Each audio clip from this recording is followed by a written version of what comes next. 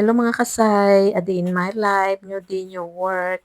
At ngayong araw, maglilinis tayo ng room 9 and mag-check tayo ng 8 and 10. So ayan, sa lahat ng gustong marinig ang karugtong ng life story ko, so ito na, abangan nyo na mga kasay.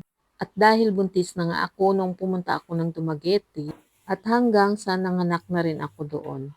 At nang unang araw na dumating ako doon, laking pasasalamat ko sa mahal kong kapatid mga kasay dahil hindi siya nagdadalawang isip na tanggapin ako doon. At kahit buntis ako, buti na lang nakapasok ako ng trabaho. Ang amo ng kapatid ko pala ay amo ko rin pala noon sa Bacolod. At doon ako nakapagtrabaho sa kanilang grocery store. At noong una, doon ako nakatira sa bahay na tinitirhan ng kapatid ko. At ang trabaho ko pala ay isang cashier sa grocery store. At noong ilang buwan na ako na nakastay sa kanila mga kasay, medyo nakikita ko sila na palagi silang nag-aaway. At nagpatulong na lang ako na maghanap ng sarili kong boarding house. At mabuti na lang may kasama akong dalawang babae doon. At every weekend, dinadalhan din ako ng kapatid ko ng bigas at kung ano pang mga pagkain na ibibigay sa akin. At kung gabi naman yung duty ko, pinapahatid niya lang ako sa asawa niya. At nakaipon din ako para sa mga gamit at sa panganganak ko. Pero sa kabila ng lahat mga kasay, nandoon pa rin minsan nararanasan ko ang bigat, sakit, kaba, tiis, pangungulila at saka kung ano-ano pang mga naiisip ko. Ayan, ang sakit pala maging isang single mom mga kasay. At ayan, dumating na tayo sa oras, February 25, 2000. At manganganak na si ako. Lalaki pala yung anak ko mga kasay. At hindi na ako pinabalik ng kapatid ko sa boarding house at doon na muna ako sa kanila.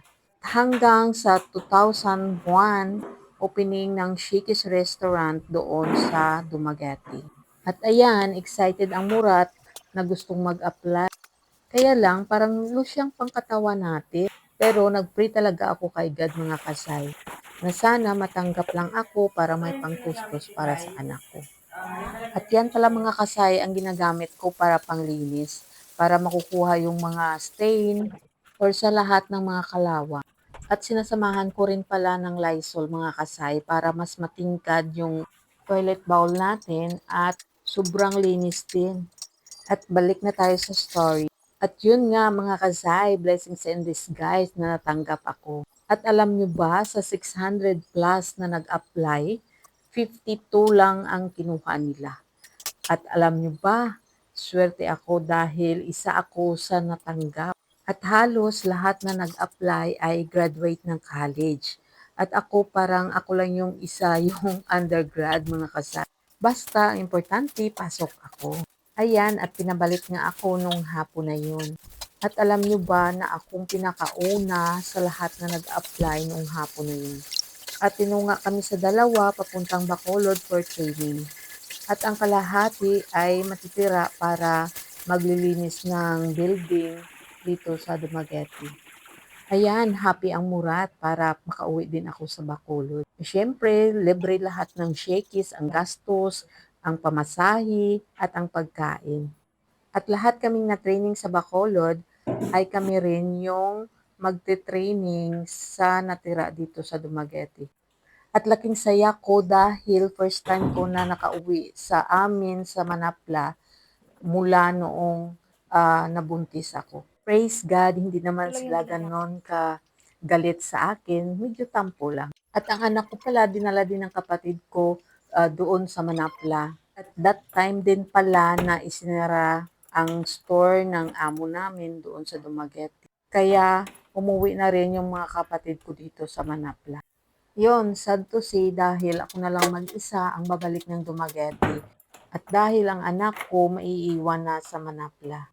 At doon nararanasan ko mga kasay ang sakit, hirap at sobrang stress sa katawan ko mga kasay. Dahil ang akala ko magkasama lang kami ng anak ko sa Dumaguete. Una, nagbo-board lang ako mag-isa doon at mabuti na lang sinamahan ako ng kapatid ko na isa. At first time ko sa trabaho, hindi ko sinabi na may anak ako.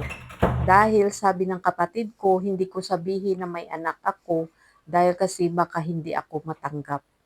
At hanggang sa nag 2 years na ako doon. At alam niyo mga kasay, nakakuha na ako ng Employee of the Month. Alam niyo, dahil binigay ko talagang the best ko mga kasay para mapapansin ako sa trabaho ko. Ayan, at hanggang nakakuha ulit ako ng Employee of the Month. Una, na-assign ako sa makeup area. At ako po ang naglalagay ng mga toppings ng pizza. At hanggang sa pinauwi ko na ang kapatid ko dahil doon na ako pinatira sa taas ng Shakey's ng may-ari. At syempre para makasave na ang murat mga kasay. At ayan, ako nang pinapadala sa Cebu para kukuha kapag may bagong product. At alam nyo ba, ako din ang magde-demo sa mga kasamahan ko dito sa Dumaguete. At hanggang sa na-promote ako as a cashier mga kasay. At ayan, hanggang sa nakakuha ako ng Employee of the Year mga kasay. At syempre sa sobrang kayod, hindi mawawala yung namiss mong anak mo. Hindi mo man lang mahahawakan ang anak mo. At hindi mo man lang marinig ang iyak ng anak mo. 'Di ba? Sobrang sakit 'yun mga kasay. Ang iniisip ko na lang na makapagbigay ako ng mga pangangailangan niya. At hanggang sa may nakilala ako doon mga kasay. Hanggang dito lang muna mga kasay. Kita-kits ulit. Bye!